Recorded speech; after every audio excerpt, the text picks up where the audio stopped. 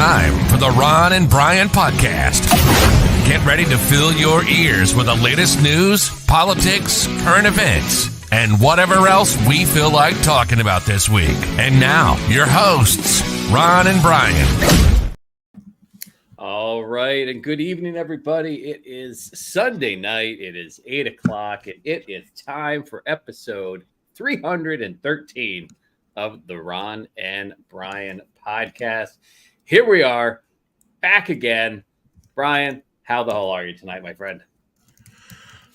Listen, this has been just a whirlwind of a week. I know a week ago, here we were sitting there Sunday night doing our episode 312, and I thought to myself, not much is going to happen in the next week. It's going to be fairly quiet. And boy, was I wrong. This has been a week that America will be discussing for many future weeks. I think this is going to be one of those moments where your children are going to ask you, hey, where were you when this event happened? And you're going to say, I was right there in America. All right. You know what I miss, Brian? I miss precedented events. We always have unprecedented events now. I just miss things being precedented. Sure. I would take a boring week these days. You know what? We're going to see what we can do to make that happen for you. All right. Well, I appreciate that. That works. All right. Well, then let's just get started then with drink of the week. Na zdrowie. Salud. Drink of the week. Proszę. Who's? Drink of the week. Drink of the week. Drink of the week. Now, folks, you all missed prior to us going live the cacophony of glasses that Brian knocked over. I think every piece of glassware in his office he knocked over, yet did not break anything. So very impressive. But I know that's why you were just now pouring that effervescent drink of the week. So tell us, Brian, what are you drinking? All the way from wherever Founders Brewing Company is brewed.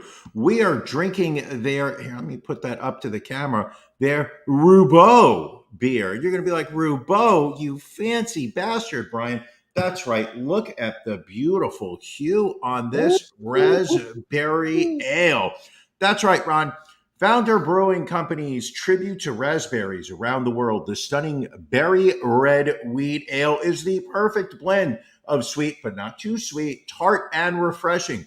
It's a lightning strike of intense raspberry flavor.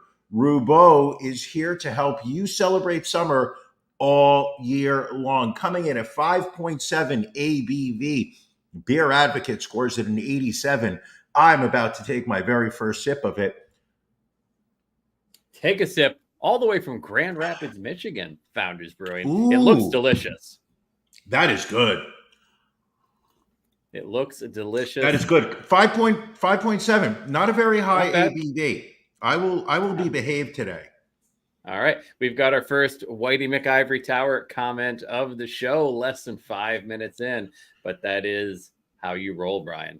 So is it crushable, Brian? Would you call it crushable? I'm going to say I by 6, I'm probably going to be slurring my words. I'll be coughing, maybe a couple hiccups. I'm not sure that it's crushable. I don't know that I could have 18, 24 of these in one session. Okay, understandable. It's definitely something that I'm going to be having a second one of. All right. We'll look forward to it. Ron? Yes, my friend.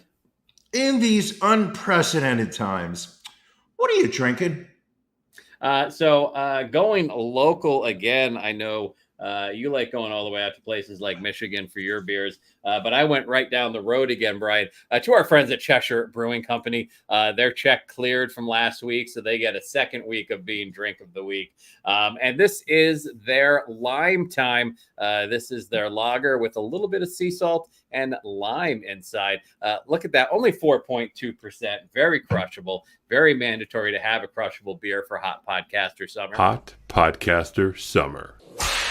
And there it is. I've had this before. It's a great beer. Light, crisp, refreshing. It's lime time. Ooh, take that sip. First off, we know Cheshire Brewing. We love Cheshire on this show. They are the de facto beer company. You know, they send you money. They don't really ever send me money. I don't really see any of that kind of stuff. But you know, they are proud, friends of the show, and we like to support them. It's great because you get that lime flavor right up front, which my number one complaint about fruit beers is when you can't taste the fruit, and then you get that little bit of salt afterwards to kind of balance out that sweetness. So kudos to the folks at Cheshire Brewing Company. Cheshire or Cheshire. I prefer Cheshire. Your lady always corrects me when I say it wrong. So it's Cheshire. Governor. Did I hear her yell something from the side? She just said Cheshire.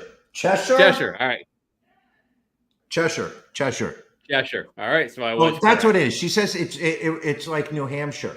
You don't say New Hampshire. You say New Hampshire. All right. Fair enough. That's how I've been you know. educated.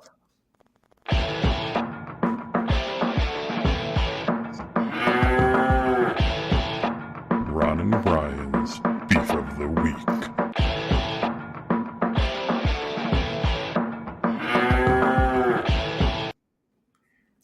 Brian, what's bothering you? This is what's bothering me. Listen, you know me. I am a loyal fan of entertainment, even after it gets bad. Even after the show has jumped the shark, the writing staff has just been, turned into mush. I still will watch the show. Why? I've already invested enough time into the characters. I want to see how the story ends. I remember when we were doing this podcast originally, I was like, we'll do like 50 episodes and we'll just see how the podcast ends. Here we are, 313. I show up every Sunday. I want to see, how are you going to end the show, Ron? You never do. This past week, Netflix issued, I believe we are up to season 6 of their hit show, Cobra Kai. Now, we all remember season 1. I believe it came out right around the time of the pandemic. Wasn't it? Actually, it was a pandemic show. Season 1 was 2019, and it was on YouTube Red initially.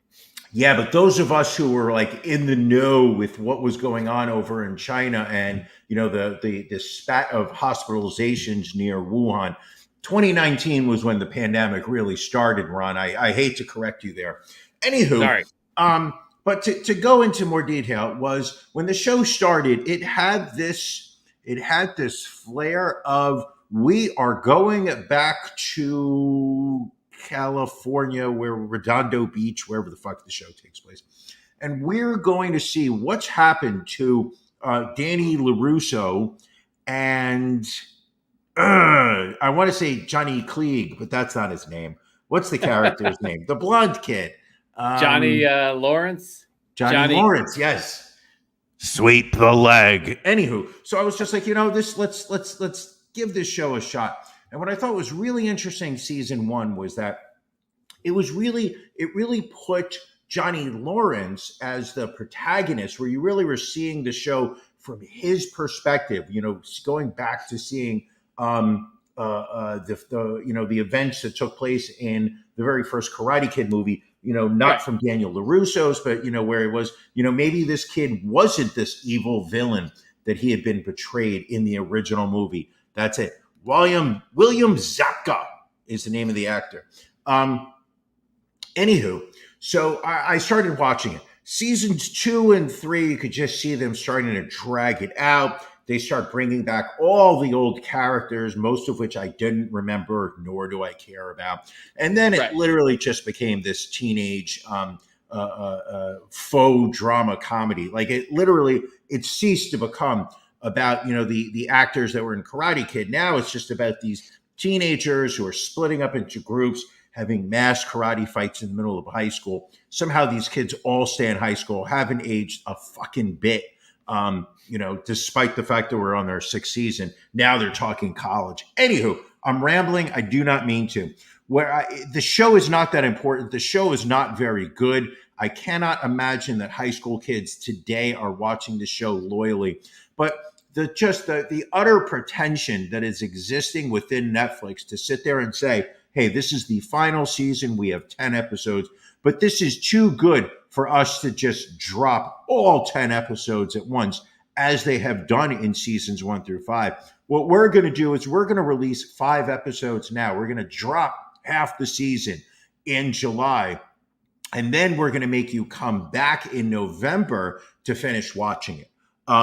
Which is, hold on, William Esquire is saying that it's actually 15 episodes. It's going to be done in 3 parts. I'm not going to give any. Anywho, to make a long story short, as this has just been dragged out painfully, and I know I'm guilty of it, I watched episodes 1 through 5, starting yesterday into today, and then suddenly it just ended in the middle of an episode where all the kids are going off to Barcelona for the big karate contest. Ironically, nobody talks with a Catalan accent over there. They're all saying, "Oh, we're going to Barcelona. Greetings and welcome to Barcelona." It's Barcelona. Anywho, but the pretension, the pompous of this show is too important to just drop all at once. You're going to watch 5 episodes now, and then you can wait another 4 months to come back. We're going to make you watch them in November. I'm going to watch them, and they're going to fucking suck. They're going to suck. It's going to be painful. That's my beef of the week. Cobra Kai season 6. How dare you? I think we gave up somewhere through season. I don't even know if we watched any of season 5. Well, was that the one where they go to Korea? I thought that was season 4. Like, what episode? What was the season where Terry Silver was running things for most of the. I think that was 4, and it went into 5. Terry Silver, I think, gets kicked out at the end of 5. And they were keep in mind, you know me, I don't really have the most incredible brain. It's maybe when I'm paying attention. But literally, there were characters that they're talking about where I'm like, I don't even remember this fucking character. I don't know who this is. And then they would show some kind of stupid recap because they know people like me who are watching are like, right. I don't know who this fucking kid is. Do I care about this kid? Is this kid making a comeback? Like, what's the deal? Then they show the kid fighting earlier. I'm like, I guess, yeah. I kind of remember that. Oh, it was terrible. Just absolutely terrible. Anywho, Ron, what's bothering you? So I was going to say, I actually had a pretty good week. I really didn't have any major beefs until we fired up this episode and went live, Brian. As we often say each and every week, we are live on Facebook. We are live on YouTube. We are live on Twitch. We are live on Twitter. Well, Instagram. Instagram was a pain in the ass, so we stopped doing Instagram. But we were on, those were the big 4. Yes. Yeah. Until this evening, Brian, where I clicked the little button to go live and I got a little pop-up saying, oh, if you want to stream on Twitter, you now need a premium account to be able to do so. What? So log in and upgrade to your blue check, because that's the only way you apparently can now stream live video on your Twitter account. Horrifying. Does it matter? I mean, like, is anybody on? I mean, just the very fact that we're calling it Twitter as opposed to X, because the only X I care about is DMX. Right. X is going to give it to you. Ron, is it okay if I apologize right now? I know we talked about it earlier. I mean, I guess apologize. Now is as good a time as any. I'm going to apologize. Listen, I'm not going to bullshit y'all. I was drunk last week during the show. I'm checking myself into a facility today to get the help that I need. That was not me a week ago. I apologize to the Ron and Brian podcast, all the fans, and this country that I love so much for that rendition of the national anthem. I'll let y'all know how rehab is. I hear it's super fun. XO, Ingrid. Oh, no, sorry. That was supposed to be me. XO, Brian. So I guess you are following up on. Did we talk last week about the national anthem? No, that was this week. All-Star the national anthem. The home run contest was Monday night, if I'm not correct. Wow, it's again just shows so you much what has happened week this week. Was. But Yeah. yes, Ingrid Andress performed not a great rendition of the Not even a national good anthem. one. I Not think even a people good said one. people said it was worse than Fergie's, worse than Carl Lewis, and then she get torn apart on social media, and then checked herself Torn a new one. into rehab the next day. Yes. Apparently, she said she was a little drunk when she was singing, which really maybe she was, maybe she wasn't. I think the only way you can get veer out of that is just by saying I got to go to rehab for 30 days. But don't you? But listen, we've seen plenty of performers, perform under the influence. I mean, Whitney Houston's now when she sang "God Bless America" at the Super Bowl. I mean, high on crack. I think you even saw her hand Allegedly. the still burning crack pipe. No, she's not on live anymore, Ron. I don't have to say allegedly anymore. Is that the way the legal system works? I don't believe so. I don't believe. But we'll find out certainly now. That was. I have never heard someone say that my voice was terrible because I was drunk. You sound Right. so much better after you've had 2 high ABV IPAs. Listen, when we're in a karaoke booth and I've put down a 6-pack already, I sound like an angel. I think you and many others can attest to that. When Red Solo Cup comes on, you're in your element. When Devil Comes Down to Georgia starts coming out the speakers, you got that little like pat on the hip. You're like, and then it's just like you got all the lyrics down. It's just beautiful. It's wonderful. No, you sound like an angel doing karaoke. I can't imagine that any amount of alcohol would affect that lovely voice of yours. Should we get to our stories of the week before we get too deep into what happened over this past week? So things happened this week? I mean, it was a week to say the least. But right. Brian, what is your story of the week this week? Oh, why do you go to me right when I have to cough? Listen, Ron, we know that you are all about the doomsday. We know that you have been prepping your home for the year 2K bug. You were prepared for the bird flu, the avian flu, I think it was. All the flus. COVID. You spent so much time in your basement during COVID. Lockdown. You are you want to make sure that you and the missus are set to succeed during the upcoming Holocaust that is going to happen in this country. And I want you to know that Costco has you covered, because what combines 2 things that really make your world better? One is fears of doomsday. The other one is you going to Costco. Costco announced this week that they are putting on sale now through July 28th, $20 off. Do you have a photo you can put up right now, Matt? Thank you, Matt. ReadyWise Emergency Food Supply. You are going to get $20 off, so the price goes from $99. This is not a paid advertisement, people. For the low price of $79, you have 150 servings of food included in each bucket. That brings the total cost of each serving to roughly $1.90 after the savings. This is a 14-pound bucket of preserved food that you can eat and stockpile over time. What does the 150 servings break down to? You get 80 entrees with sides. You get 30 breakfasts, 40 drinks. Okay. It comes with an assortment of dishes like macaroni and cheese, teriyaki rice, crunchy granola, whey milk alternative, and a beverage simply referred to as orange drink, all of which have the same just add water preparation instructions.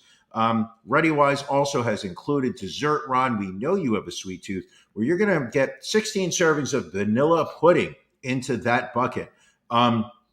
However, I will let you know that the buckets are not apocalypse proof, despite what they want to say.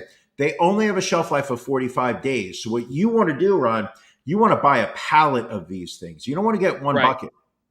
You want to buy a pallet of them and just stockpile them in your basement to make sure that you and Mrs. Ron are properly prepared for the upcoming world. This is going to be great.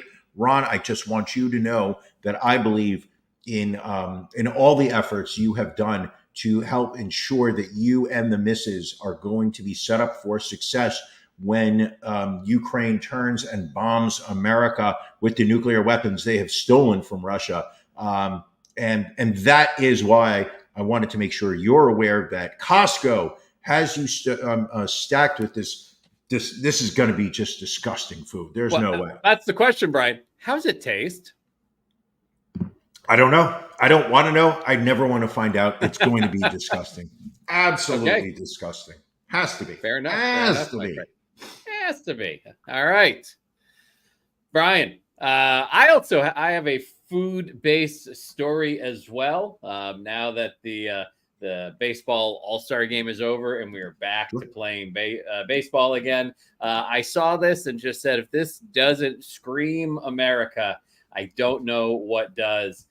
Starting this past weekend on the 19th, Kansas City Royals are offering the Taste of the K taco for purchase. So we're gonna pull up a photo of the Taste of the K taco, Brian. And if you're wondering what this monstrosity is, it is a charred hot dog wrapped in a cheeseburger quesadilla and topped with barbecue brisket, French fries, shredded romaine, pickled red onion, sriracha Cracker Jacks, and something called 816 sauce.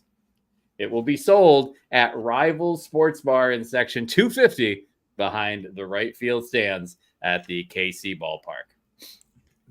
Yeah, that looks absolutely revolting.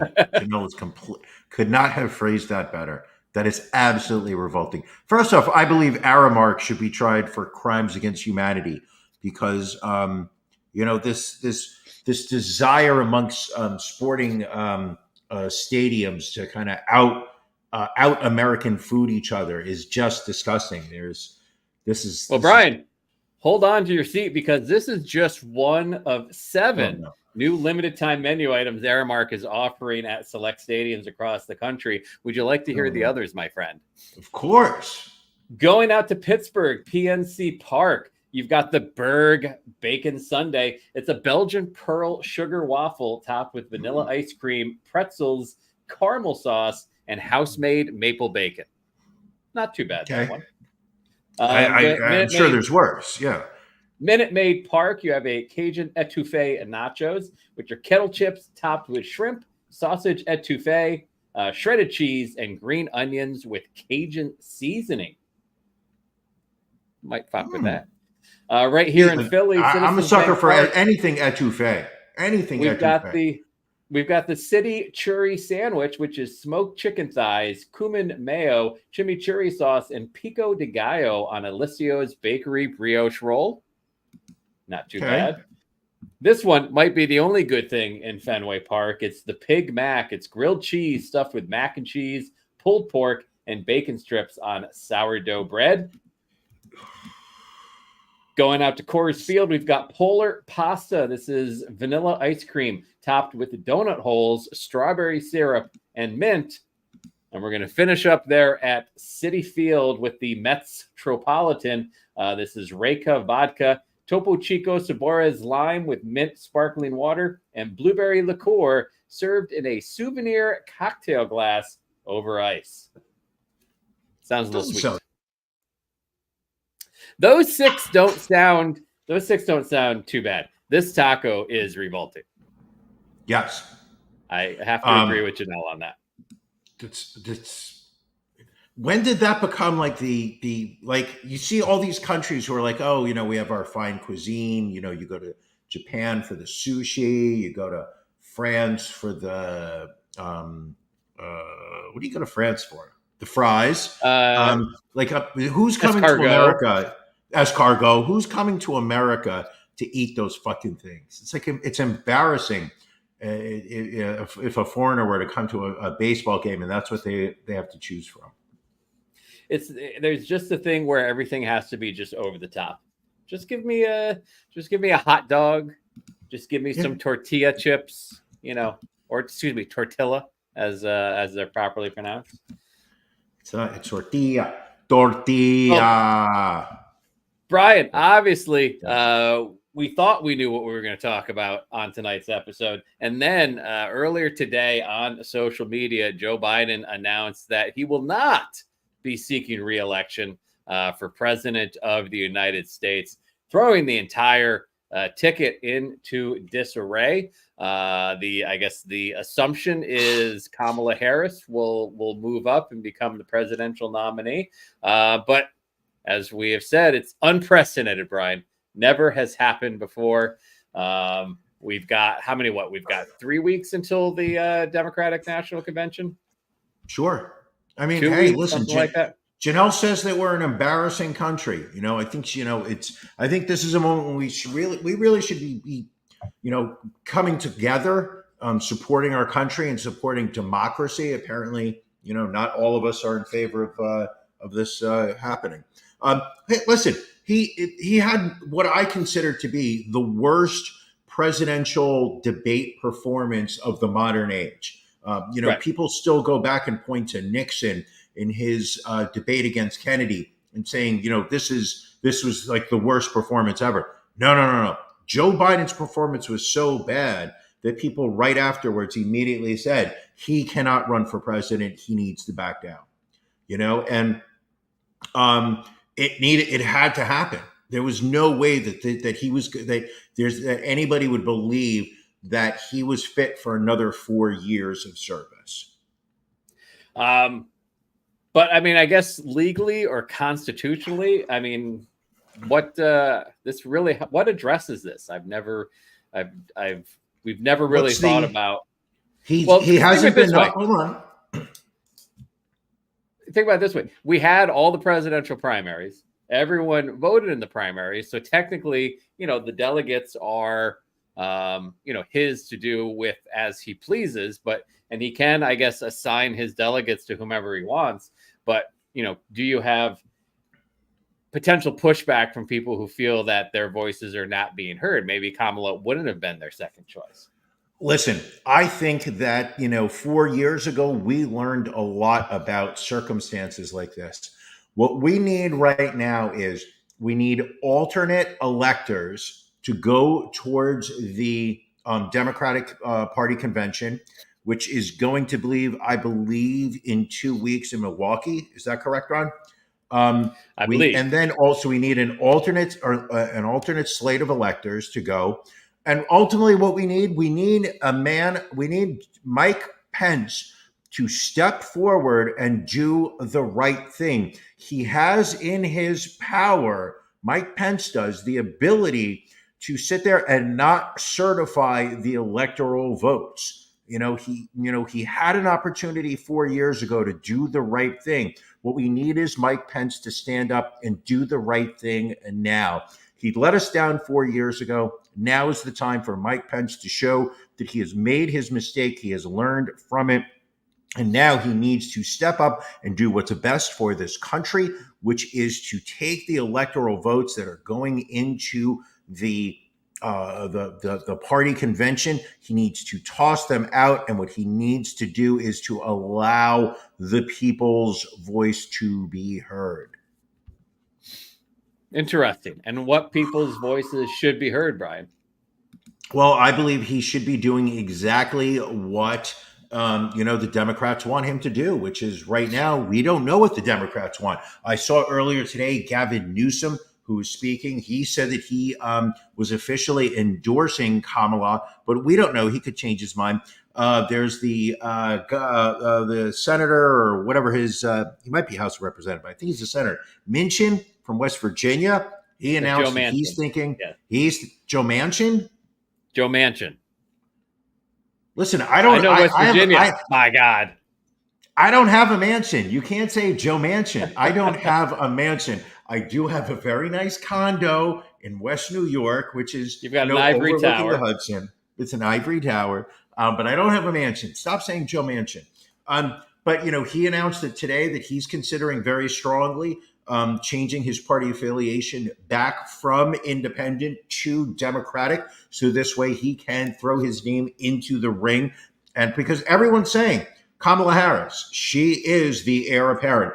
Joe Biden announced that he was endorsing her, that he wanted her to be the candidate to run. I noticed that Barack Obama, in his announcement, made no mention of supporting Ms. Harris. Mrs. Harris or Ms. Harris? Ms. Harris, if you're nasty. I suppose you could do whatever you'd like, Brian. What do you mean? I don't know. And calling her Ms. or Mrs. Okay. Well, technically, how about Madam Vice President, Brian? How about respect the office? I respect the office. Former prosecutor. Everyone's saying that she is that she has been in the she's been in the White House for 4 years. She helped Joe take us out of the pandemic. Flourished stock market bad week up to that point. Stock market was doing great. She, from what I've heard about Vice President Harris, she is not a heavy stock investor, a la your favorite politician, Nancy Pelosi. So it's going to be, this is going to be a wild 4 months until the election. I mean, the only thing that is keeping this country together and holding us with the stitches is Cobra Kai season 6, part 2. We've now tasted some of Cobra Kai season 6, part 1. We've tasted those 5 episodes. We want more. That is what's going to keep us from completely falling apart. I thought you were going to say the only thing that was going to hold the country together was the Ron and Brian podcast.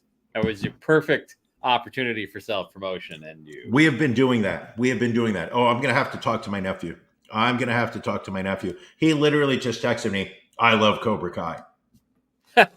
So he's young, he's impressionable. What are you going to do? We're going to have some words. We will be talking, young man, about Cobra Kai. Can you believe, Brian, it has only been a week since the Trump assassination attempt. Like it feels like so much longer. And let me ask you, because again, you are the political analyst for the podcast. Have you seen anything dumber than what we saw at the RNC with attendees wearing ear bandages in support of Donald Trump? What are you talking about, Ron? What do you mean? Like the fact that Hulk Hogan's appearance was the second dumbest thing that we saw all week at the RNC, brother. But we also saw Grindr get some very heavy traffic in Milwaukee this year. Woo! Those Republicans you sent me a video on Twitter, on TikTok that talked about how how many closeted gay individuals there are in the Republican Party, and how this is actually a trend. Like every 4 years at the RNC, like the amount of photoless profiles that get created prior to the convention and then deleted immediately after the convention, all for hookups, all saying, searching for, one night stands, everything else. It's chef's kiss to Grindr for the information they sent out this week. God bless him. Yeah, no, I mean, listen, this is, this is what I said. I grew up in the Republican Party, the one that I remember. It's one of Ronald Reagan. It was stringent economic policies. It was strong foreign policy. Stand up against terrorists. Take down this wall, Mr. Gorbachev. Khrushchev. No, it was Gorbachev. Yes, it was Gorbachev. Tight policy. Now Republican Party is Donald Trump. It's whatever he wants. and everybody is afraid of making him upset and angry. So this week, the thing that really stuck out for me watching the highlights of it, because I refuse to watch it on TV, Of course. was all these candidates that ran against him as talking about how he was the greatest threat to democracy. Ron DeSantis, Nikki Haley, Chris I can't think Christie? of anyone else. JD Vance, Chris JD Christie, Vance. all sets got up there. I think Chris Christie, he was not invited. He's not, he's not bending the knee, as they say Okay, in House good. of Dragons. Nikki Haley got up there and talked about how Donald Trump is the party. We may have had our differences before, but I stand 100% with Donald Trump. Rhonda Sanctimonious, whatever his name is, he got up there and was just like, we need Trump for 4 more. It shows that nobody has any fucking backbone in that party anymore. And it's embarrassing, utterly embarrassing. Rough week for the Secret Service, who a lot of Republican senators asking for an investigation into security lapse. They were blaming the local police, saying the local police should have been tasked with securing the properties. Tenacious D catching some shrapnel due to Kyle Gass making a unfortunate joke on stage while performing down in Australia. So their 5 U.S. concerts are now canceled. And again, gotta love the New York Post with the late breaking news that they'll give us. Apparently, Thomas Matthew Crook's final online search before he went to go shoot Donald Trump was for pornography. But it hasn't come out, and listen, you know me, I keep an open mind. What was he looking for? What was he searching? Like, okay, I'm not saying the man's 100% rational. Some stuff going on when he's like, I'm going to take a shot at Trump. So he goes out that morning. He buys himself a tall ladder. He then buys, I believe it was 50 rounds of ammunition. And he starts walking around the rally site. He starts looking for vantage points where he can, potentially take a shot. Some point, openly carrying his weapon, by the way, because we do have, we do have open carry laws here in Pennsylvania, thanks to the Republican Congress we have. And John Fetterman. Don't forget John Fetterman. Or call him Sweatshirt Fetterman. I forgot his first name. Anywho, so he's walking around. He's like, today I'm going to do it. Today's going to be the day. Today's the day. I'm going to make my mark on history. I'm going to shoot Trump. He's thinking this to himself, and he's just like, hold on a second. Right before I do that, I want to see some titties. And then he takes out his phone and starts like, how is it that it has not been leaked what he was looking at? What website did he use? What was his search? Did he search something in Google that took him to a pornography site? Did he go to a pornography site? Did he then do his search inside that site? What was he Lots of many for? questions. Was he looking for clothed male, naked woman? Was he looking for, midgets / Christmas? Was he looking what was he looking for? I need to know. I think that's worth a Freedom of Information Act filing.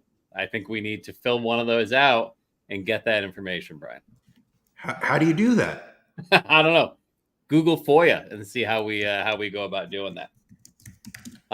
Also getting made fun of this week at the RNC was Representative Matt Gaetz, who appears to have had a little work done. Not a lot of lines in his face anymore. Looking perhaps like a little Botox before he went on stage, Really? which generated a ton of memes, such as this one showing him as a freshman representative, and then a shot showing his complete inability to change any emotion on his face. People were saying all he needs is a gay sidekick and a white tiger, and he can be a Vegas act. Holy cow. Look at that. First off, whose eyebrows go that high up? Well, when you've had enough Botox shot into your forehead, that just naturally pulls those up. Oh my goodness. Oh my goodness. Oh my God. Does that? Well, the thing is what I find so interesting is that you're talking about these Republican candidates who are sitting there saying, oh, I'm Mr. Macho, I'm Mr. Alpha Male, but then you're so insecure about yourself. They're like, shoot me full of Botox. Heaven forbid I show a wrinkle when I go on stage. And by the way, Right. Matt Gaetz has turned into a flaming asshole. Just like he has to say like he's doubled down on being an asshole. He's done that multiple times over. Without a doubt. Hey, Multiple Brian, times over. Yeah. we haven't done this often, but I'd like to do a little Ask Brian, if Well, you don't mind. Sure. All right. So this is going to the Reddit page, everyone's favorite Reddit page, Am I the Asshole? So this is a husband and father who shared a story that his stepson, we'll call him Ben, who is 20, is living with the family right now during summer break from college. About a month ago, the man said his stepson had asked whether he could move his girlfriend from college into the house for the rest of the summer, quote, because she is going through a rough time at home. The man wrote, I wasn't fully on board with the idea because we already have our two other kids, ages 11 and 9, in the house, and having 4 adults and 2 kids in our space is a lot. However, the man's wife apparently struggles to say no. So now a young woman named Liv is living with them until they go back to school. There has been a few issues that have come up since Liv moved into the home, pretty much which all have to do with the husband. He said, quote, first, one of the big reasons Liv wanted to change her living situation is because her parents are alcoholics. Now, I don't drink every day, but I do have alcohol in the house, and I like to imbibe with a meal sometimes or have a few cocktails on weekends. This is triggering for Liv to see a parent drinking with kids around. He went on, quote, second, Liv is vegan. We eat a lot of meat in our house. Pretty much every meal has a meat involved. I also hunt, so we eat meat that I have harvested, and I have a few mounts on the walls. This makes Liv especially uncomfortable. Apparently, Ben and Liv sat down with him and his wife and offered some suggestions to make Liv's time easier. They had 3 ideas for fixing things around the house. First suggestion was that if he wants to drink, he should do it in private and not around the kids. The next, hold on, let me get to the end. The next idea, quote, was to allow Liv to cook vegan meals for us so that we didn't eat so much meat all the time. She offered to do grocery shopping and meal planning to provide vegan meals instead of the usual meals.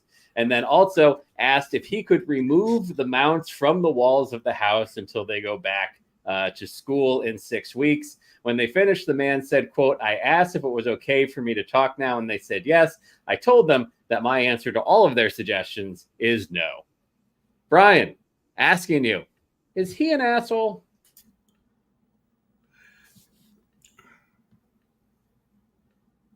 He is mostly correct.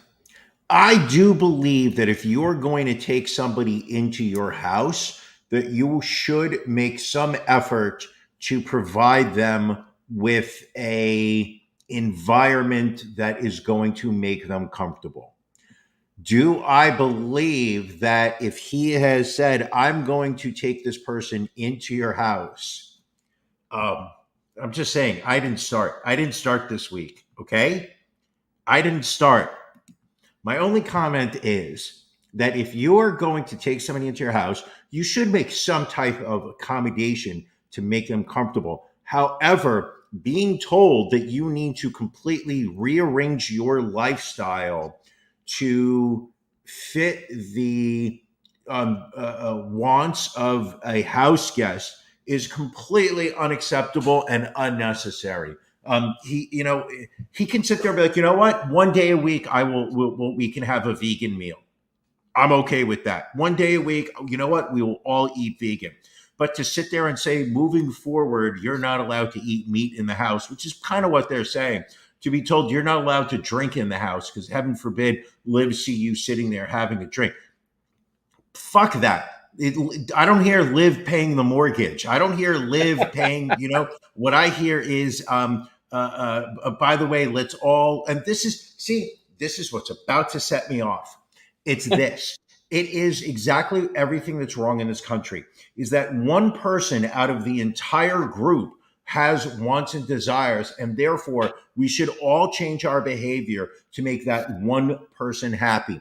At some point down the line, we lost that we are a majority ruled country. And in this household, they're giving up the idea of, well, this is a meat eating family. We eat meat, Liv. One day a week, we won't, but the rest of it, we will. Or Liv, you know what? I have a great idea. We'll make you a separate vegan meal. Or you know what, Liv? You can, by yourself, make your vegan meal and you can sit with us. However, we are not going to change who we are just for you. He's not the asshole. I'm going to be the asshole if I continue ranting like this. And I don't want to be. It's not who I am. It's not in my nature. I bring people together. We don't separate them. Not the asshole whatsoever. All right.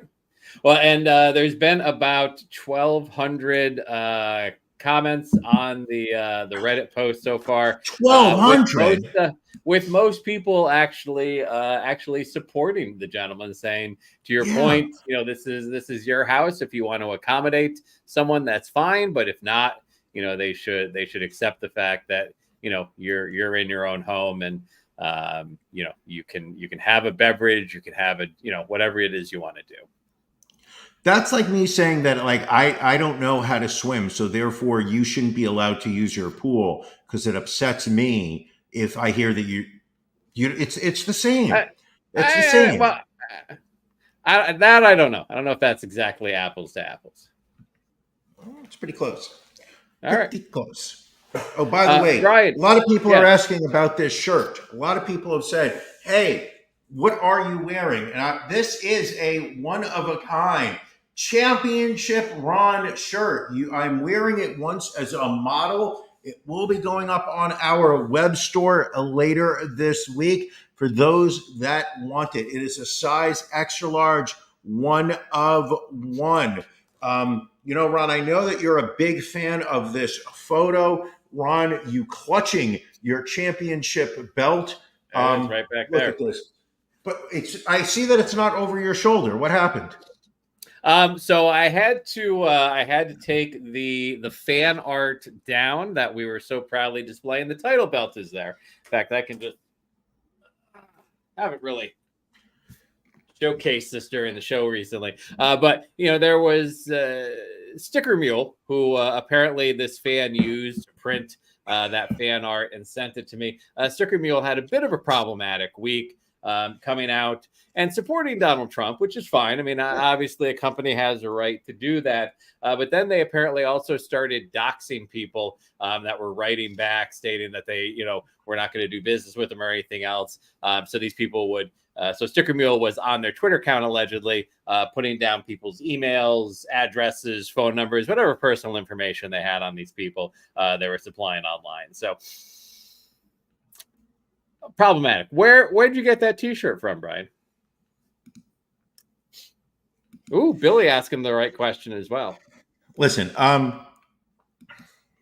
this is a one of one. This was custom printed, Ron. Going to be in our web store later this week.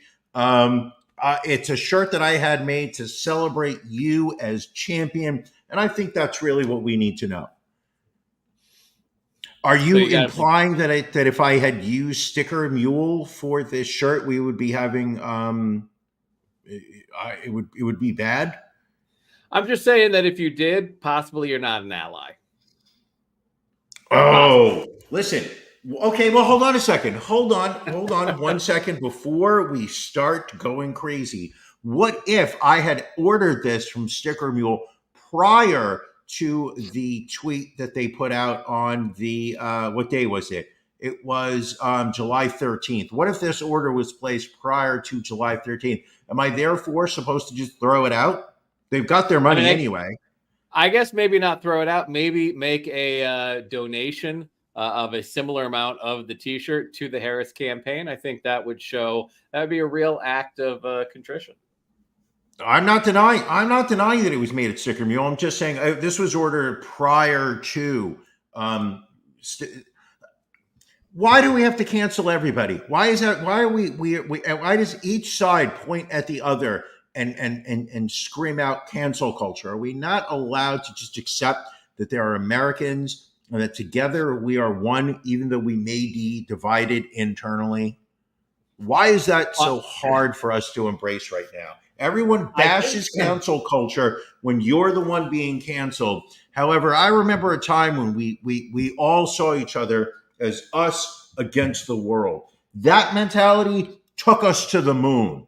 Was it the fact of, like, you know, do you think that all of the astronauts, as they were landing on the moon in Apollo 8, were sitting? This time's gotta stop. I'm being canceled right now. I think we forget, Brian, is you do not have the title right now. And as such, there's only so much you can do on your own. You know what? Maybe I don't have the title, but I got this shirt of you wearing the title. Listen, it's sexy without a doubt. Yeah, Brian wears his Sticker Mule t-shirts when he goes to eat at Chick-fil-A. Oh, I did go to Chick-fil-A this week. That's right. And I did not donate to a pro-gay cause. All right, Brian, can I share another story that just, I think, pointed out so many things about what is wrong with this country? Did you see the Apex Stegosaurus skeleton auction? I saw that. It was part of Cobra Kai season 6, episode 3, right in between. Daniel LaRusso flies to Christie's in New York so he can bid on. So that's an actual dinosaur. This is the most complete, one of the most complete dinosaur skeletons. It is a mix of actual bones and then 3D recreations of the bones that were missing. But apparently, it is one of the most exact replicas of a dinosaur skeleton ever. So this was sold via auction at South Beach the other day. They had estimated the sales price would be anywhere from $4 to $6 million. Brian, would you like to guess as to how much the Apex Stegosaurus skeleton actually sold for? I'm going to say $9 million. Oh, Brian, you're off by a little bit. This skeleton sold for $44.6 million. What? $44.6 million. Fuck the rich, Brian. Clearly, people have too much money when they can drop $45 million on a skeleton. So this is just going in some guy's house.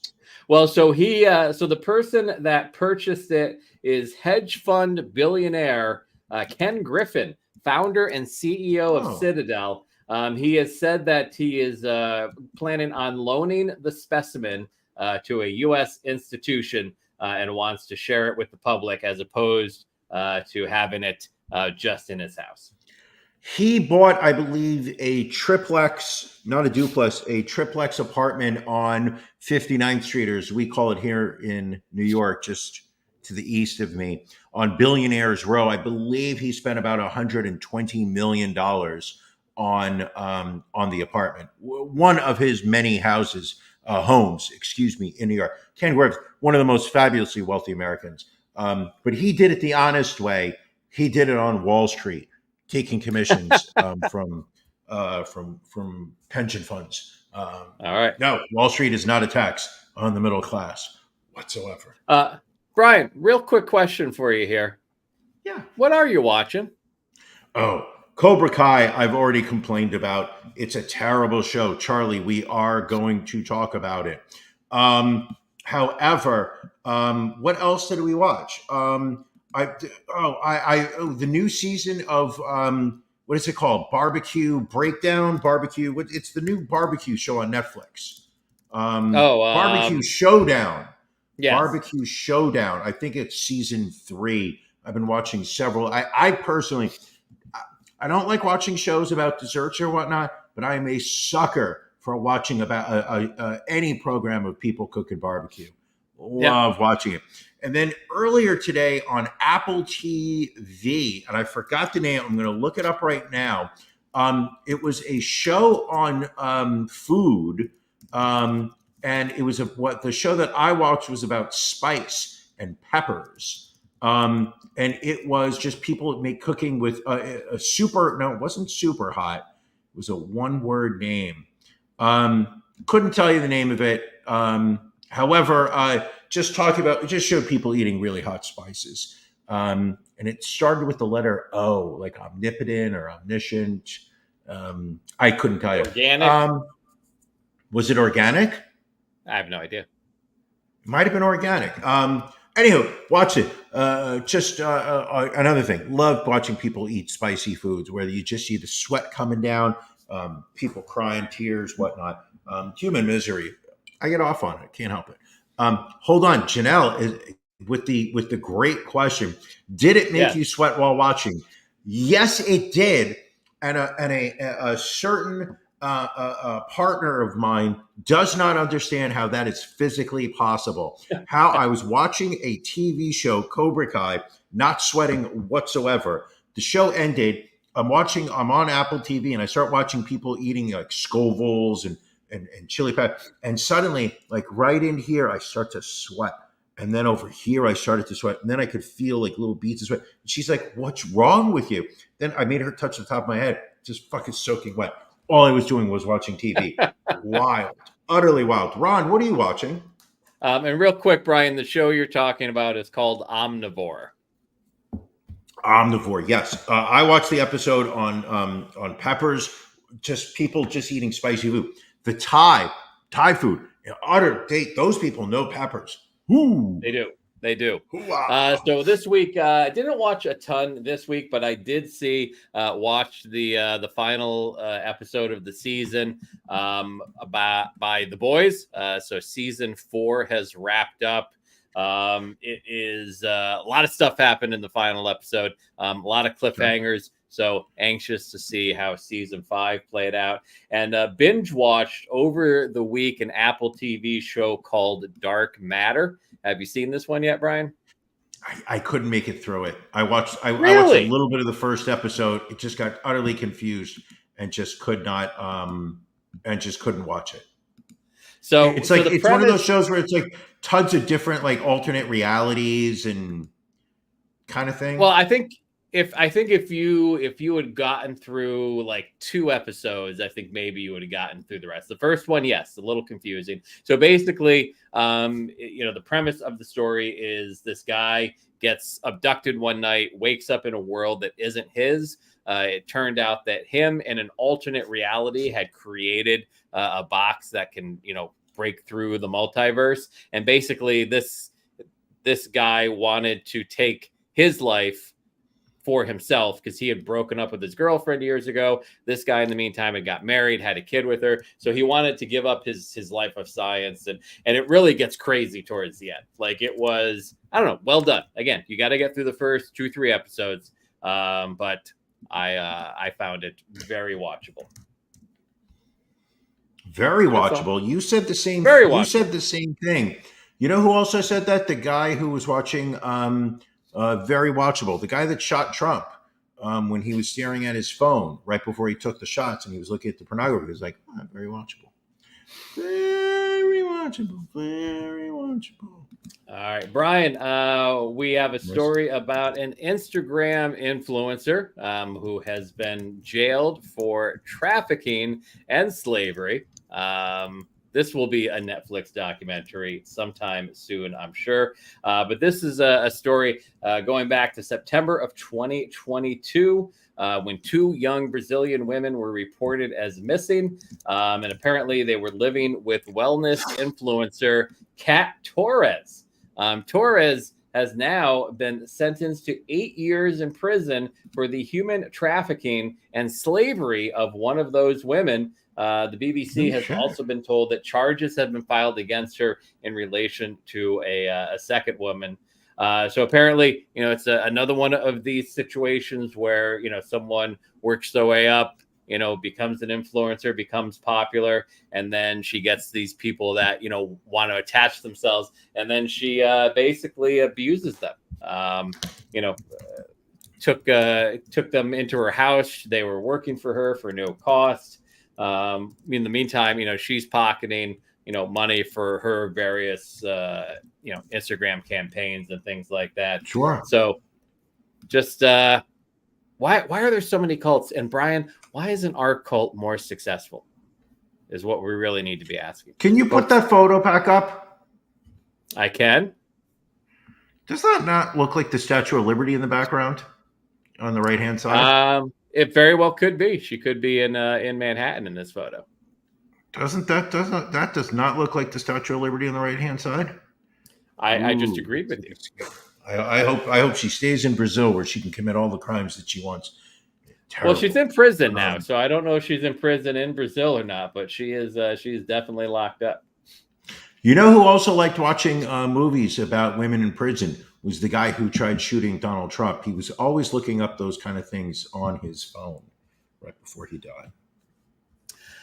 Brian, I know you love hotel stories, so we do have 2 hotel stories. You always want me to defend my industry, so let me pull these up real quick and see what it is you were talking about.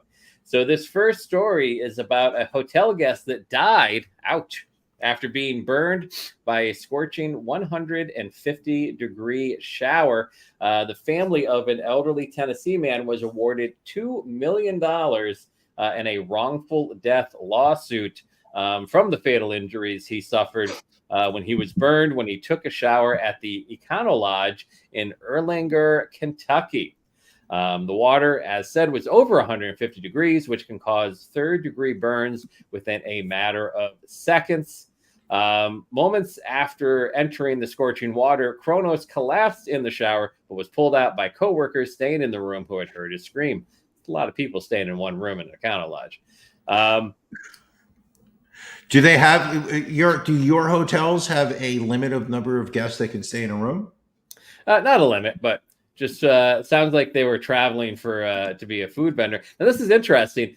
Even after getting these third-degree burns in the shower, he used non-prescription medication to treat his burns, and then later attended a local festival where he worked selling food. Only later did he visit the emergency room for treatment, but he quickly left against medical advice so he could return to work. Kind of sad. 76-year-old food vendor still needed to work, even while suffering third-degree burns. Within 2 days after that, he returned to the hospital and did not leave for nearly 5 months. He did eventually transfer to a rehab facility, then got sick again, and then eventually passed away. Now, as somebody who is an executive in the hotel industry, like, what can his family look for in terms of restitution? I mean, obviously, there's somebody in the maintenance department, whether it be in the plumbing, whether it's somebody is responsible for controlling the temperature of the water in the showers. I mean, are we talking criminal investigation here, Ron? Do you believe that people are going to? Is this malfeasance? I mean, I've taken some hot showers in my lifetime, never to the point where I've gotten third-degree burns over my body within seconds. So apparently a jury found the hotel owner Sanjay Patel, quote, failed to exercise ordinary care in inspecting and maintaining the hotel room in a reasonably safe condition for the use of their guests. So I think it seems just like an ongoing maintenance issue. The judgment gave Kronos' estate $1.3 million to cover medical expenses, $250,000 for pain and suffering, $16,000 for funeral costs, and $500,000 for punitive damages. So sad. And let's see, what is this other story you sent to me saying, Ron, you sicken me? Which that's what hurts the most. And what doing the story about? Why would I sicken you? But no, you said I sicken you because I work in the hotel industry. You post these articles in the chat and you just say horrible things about me. So This story is about an American Vietnamese woman believed to have killed 5 people with cyanide-laced tea before poisoning herself at a upscale Bangkok hotel after a legal dispute over bad investments.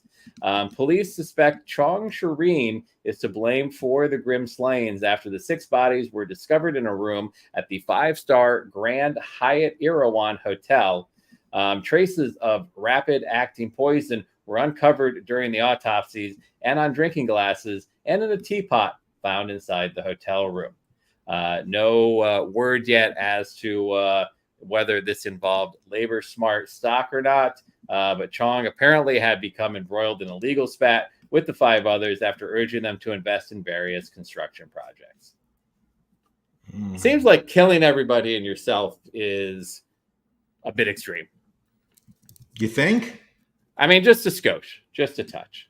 I mean, I have a question. When you talked me into spending so much money on Labor Smart, did you feel the desire to kill yourself at any point? No, not at all. Not at all. Because you're a grown ass man who can make your own decisions. Okay. All right. Anything else this week, Brian? Is that really that's the stance you want to stand on? That's the hill I'm going to die on. All right. Because I am the champ. Okay. God, sometimes I forget how beautiful this belt is, Brian. Let me just hold on. I'm gonna just hold it up, admire my reflection in this big title belt. All right, make you feel more like a man. Listen, it makes me feel like a champion. You're a champion, folks. Brian, irrelevant. You people are why I carry this belt. You people are why I do this. Also, why I do the Patreon, which is right after this episode. We do our After Dark at 9:30. If you are not a Patreon subscriber, don't go out. Don't poison a bunch of people in a hotel room. Do the right thing. Go to ronandbrianpodcast.com. Click in the upper right-hand corner to become a patron. For the $10 level, you can join us live on YouTube later for After Dark. Brian, is it going to be another good After Dark? We didn't even talk about last week's After Dark, where you managed to defend your honor in Can You Beat Brian?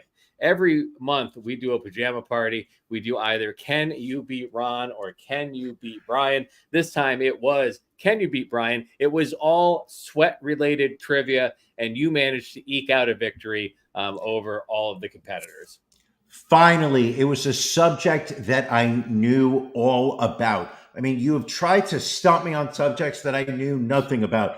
I mean, I remember you did one on fleshlights. I know you did one on women's rights. I mean, just like things that I just not hyper aware about. But last month, you did it on sweating. I know all about sweating. I know about the glandular systems, how many gallons of sweat one puts out throughout the day. You know, it was just my subject. There was never a doubt. I didn't sweat. Okay. I mean, there was a bit of a doubt because it did come down to that final question. I pulled it out. I knew I would at all times. I was never afraid. All right. Well, we're going to wrap things up here. Appreciate you joining us for episode 313. Patreon folks will be back with you in about 22 minutes. Everybody else, again, if you want to join the Patreon, go to ronandbrianpodcast.com. Yes, sir. I just would like to thank everybody that checked out the show today, especially live. Everybody there in the group chat, Allie, Joe, Janelle, Billy, Charlie, Eliza, Ryan, Mr. Saletti, who visited the Ivory Tower. Ivory Tower, visited the Ivory Tower, making the place look spiffy. Everybody that's checking out the show live, I want to say I really appreciate it. Everybody that's listening later or watching the video on YouTube after the fact, thank you so much for sharing part of your day with us, allowing us into your home, into your brain, into your body, consensually. You know, consent means everything nowadays, Ron. Not like the good old days when you and I were in college and we would just put out our radio show on 100 megawatts of power, and people didn't have a choice to, but now they do, and I appreciate that everybody. Absolutely, Sherlock, you're right there. Thank you very much for watching the show. Thank you very much, everybody. Truly appreciate it. All right. Thank you all for joining us. We will catch you again next week. Thank you for joining us on the Ron and Brian podcast. We're live each week on YouTube, Facebook, and Twitch. You can find prior episodes, links to our social media, and everything else Ron and Brian at ronandbrianpodcast.com. See you again